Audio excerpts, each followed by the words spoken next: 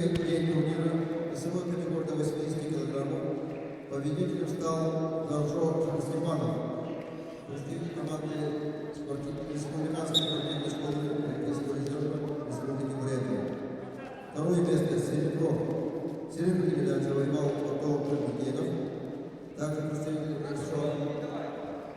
Бронзовые призерами стали и завоевали бронзовые медали Пилотов Забайкальский край, Анатолий Кузовов, спортивная школа Олимпийского резерва номер 10 имени Геннадия Мансурова.